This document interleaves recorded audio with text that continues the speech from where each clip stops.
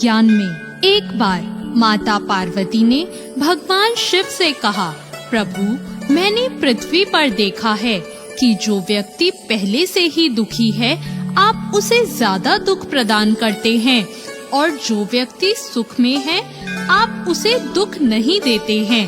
भगवान ने इस बात को समझाने के लिए माता पार्वती को धरती पर चलने के लिए कहा और दोनों ने इंसानी रूप में पति पत्नी का रूप धारण कर लिया और एक गांव के पास अपना डेरा जमा लिया।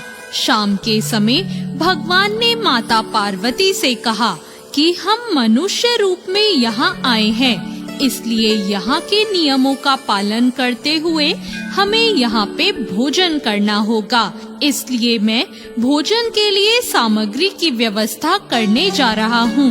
तब तक तुम भोजन बनाने की कुछ तैयारी करो। भगवान के जाते ही माता पार्वती रसोई में चूल्हे को बनाने के लिए बाहर से ईंटें लेने गई और गांव में कुछ जर्जर हो चुके मकानों से ईंटें निकालकर चूल्हा तैयार कर लिया। चूल्हा तैयार होते ही भगवान वहां बिना कुछ लाए ही प्रकट हो गए। माता पार्वती ने उनसे कहा, आप तो कुछ भी लेकर नहीं आए, अब भोजन कैसे बनेगा?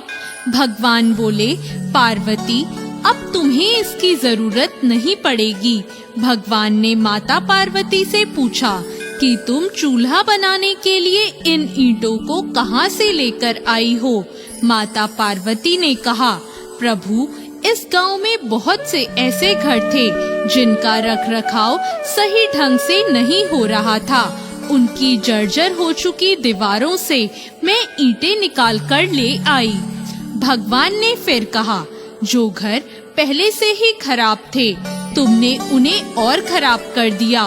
तुम ईंटें उन सही घरों की दीवार से भी तो ला सकती थी।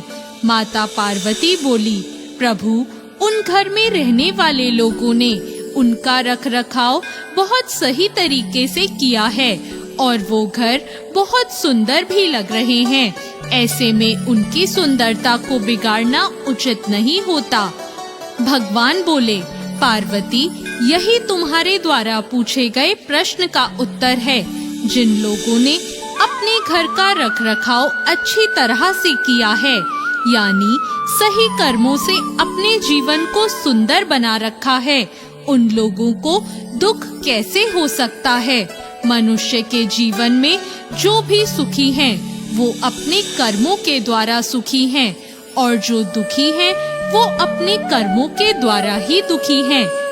इसलिए हर मनुष्य को अपने जीवन में ऐसे ही कर्म करने चाहिए जिससे इतनी मजबूत व खूबसूरत इमारत खड़ी हो कि कभी भी कोई उसकी एक ईंट भी ना निकाल पाए।